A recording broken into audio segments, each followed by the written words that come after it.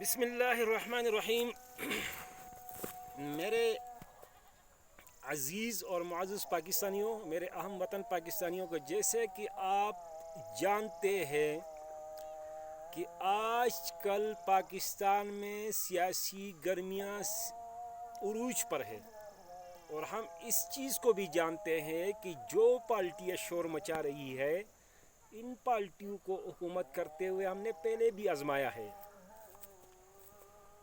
Pakistan Peoples party, Pakistan مسلم league نون، جمعیت Ulema Islam, ANP وغیرہ وغیرہ بہت ساری پارٹیاں ہیں جن کو ہم نے کسی نہ کسی طریقے سے آزمایا ہے، اور ان کو ہم نے بہت غور سے دیکھا ہے.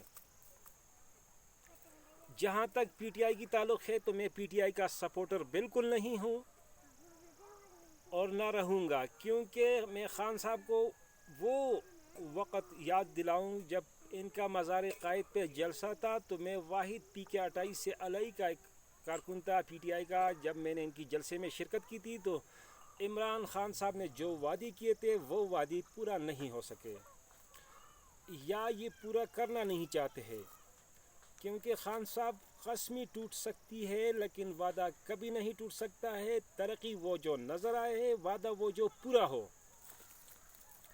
اب رہی کہ یہ جو پارٹیاں چیخ اور چلانے کے کام میں مصروف ہے، جو ابھی یہ جو گجرانوالہ میں میڈم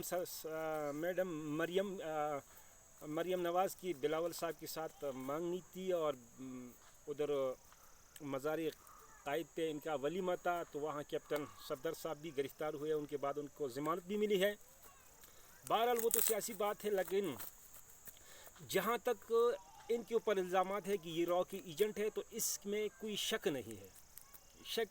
اب ایک باشعور پاکستانی اس چیز کو سمجھتا ہے کہ جب کراچی کے حالات بہت خراب تھے، اور کراچی پاکستان کی معاشی ہب ہے اور ریڑھ کی ہڈی کی حیثیت رکھتی ہے. کراچی پیپلز پارٹی کی حکومت تھی تو یہ خاموش تماشا دیکھ رہے تھے. نوجوان کراچی میں سینکڑوں کی تعداد میں مرے ہیں، عورتیں بیوہ ہو گئی، بچے یتیم ہو گئے، پاکستانی معیشت تباہ اور برباد ہو گیا.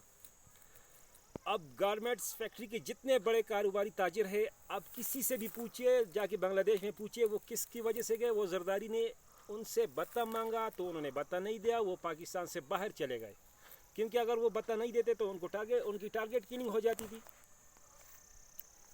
جہاں تک MQM کی بات ہے اور ANP کی بات ہے، MQM لندن کا جو ان کا اس وقت قائد تھا الطاف حسین،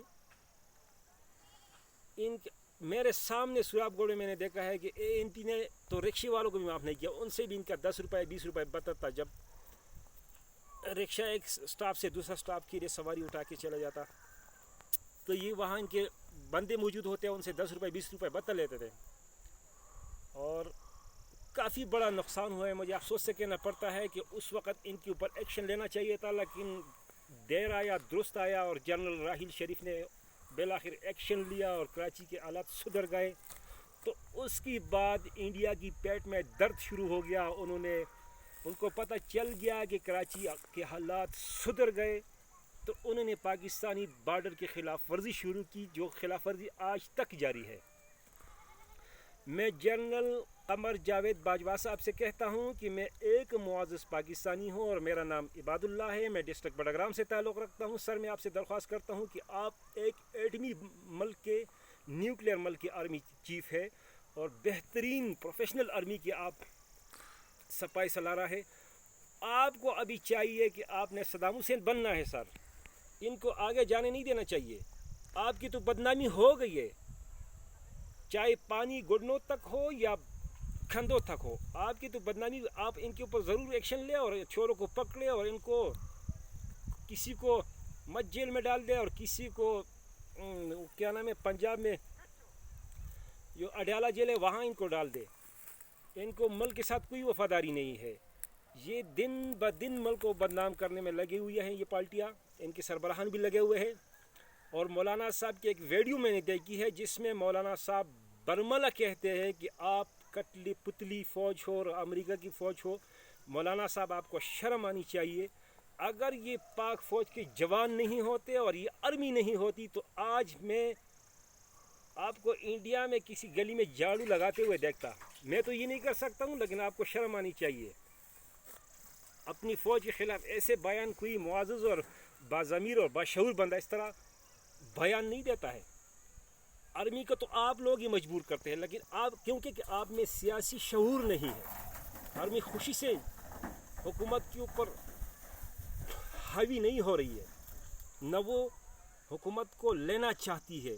وہ تو ایک پروفیشنل ادارہ ہے اور جوق در جوق شہادت کے لیے چلے جاتے ہیں، اور سیاچین سے لے کر بلوچستان کے صحرا تک ملک کے محافظ ہے، اور انہوں نے قسم اٹھائی ہے کہ ہم ملک کی وفادار رہیں گے، اور یہ بات انہوں نے آج تک ثابت بھی کیا ہے. جہاں تک مولانا فضل الرحمان صاحب پارٹی کا سوال ہے، مولانا صاحب میں آپ سے یہ کہتا ہوں کہ سر، آپ تو کہتے ہیں کہ میں جنت کا بہت بڑا ٹھیکیدار ہوں. مولانا صاحب آپ کی اس ٹیکی میں مجھے شک ہے. پاکستان میں جو بچیوں اور بچوں کے ساتھ زیادتی ہو رہی ہے، کبھی آپ نے آواز اٹھائی ہے اس بات پر کہ ایسے نہیں ہونا چاہیے؟ کبھی آپ نے احتجاج کیا ہے مولانا صاحب؟ کبھی بھی نہیں کیا ہے. پاکستانی معاشرے میں ایسی حرکتیں ہو رہی ہے کہ ہمارے شرم کی وجہ سے نگاہ نیچے جھک گئی ہے. ایسے حرکتیں تو جانور بھی نہیں کرتے ہیں جو پاکستانی معاشرے میں ہو رہے ہیں. مولانا صاحب، جو بچیوں کی لاشیں ملتی ہے جن کے ساتھ جنسی زیادتی کی جاتی ہے، اور پی ٹی آئی کی حکومت کو میں کریڈٹ دیتا ہوں کہ وہ برملا کہتے ہیں کہ ہم ان کو سریعام لٹکاتے ہیں، لیکن پھر آپ کی جو اور سیاسی پاکستانی پارٹی ہے، آپ ہے یا مسلم لیگ نون ہے یا پیپل ہے یا بین الاقوامی این جی اوز کے ادارے ہیں، وہ کہتے ہیں کہ نہیں بھائی نہیں، ان کو ایسے غلیظوں کے ساتھ تو اس طرح کرنا چاہیے جو بچوں کے ساتھ زیادتی کرتے ہیں. میں ایسے غلیظوں کو پرزور الفاظ سے غلیظوں کو مذمت کرتا ہوں کہ ایسے حرکت تو کتا بھی نہیں کرتے جو پاکستانی معاشرے میں بچوں کے ساتھ ہو رہے. ایسی زیادتیاں نہیں ہونی چاہیے. اور جہاں تک نواز شریف صاحب کا تعلق ہے، تو اگر آپ میں جرت ہے تو آپ پاکستان آ جائیے. آپ لندن سے کیوں بیانات دے رہے ہو؟ آپ کو ضرور آنا چاہیے سر. آپ عدالت کا سامنا کریں. اور جہاں تک اے این پی کا تعلق ہے، تو اے این پی والوں سے میں کہوں گا کہ آپ مخلص پاکستانی نہیں ہیں. آپ تو افغانستان کی جھنڈے پہ چلتے ہیں. اور جہاں تک محمود خان اچکزئی کا تعلق ہے، اس کو بھی میں جانتا ہوں کہ وہ افغانی ہے. ان کا سوچ بھی افغانستان ہے. آپ تو صرف اور صرف پیسہ کمانے کے لیے اور کرپشن کے لیے پاکستان میں شور مچا رہے ہیں. خان صاحب کی ایک بات مجھے یاد آئی ہے کہ وہ شروع دن سے کہہ رہے تھے کہ میں جب ان چوروں کے اوپر ہاتھ ڈالوں گا تو یہ چیخ اور چلانا شروع کریں گے. تو وہ حرکت تو انہوں نے ابھی شروع کی ہوئی ہے. آپ نے مہنگائی کے خلاف کیوں آواز نہیں اٹھائی ہے کہ پاکستانی مظلوم اور غریب عوام کی کمر ٹوٹ گئی ہے مہنگائی کی وجہ سے؟ آپ کو مہنگائی یاد نہیں ہے؟ اپنے کرپشن اور چوری بچانے کے لیے بے شرم ہو. آپ کو شرم آنی چاہیے. شور مچا رہے ہیں اور پاکستانی مقدس اداروں کو اب تنقید کی نشانہ بناتے ہیں. میرا تو جینا بھی پاکستانی فوج کے ساتھ ہے، میرا مرنا بھی پاکستانی فوج کے ساتھ ہے. اور جو لوگ ان معزز اور مقدس اداروں کے توہین کرتے ہیں، ان لوگوں کو تو F-17 طیاروں کے ساتھ لٹکانا چاہیے کہ ان کی نسلی بھی یاد رکھے. بہت شکریہ.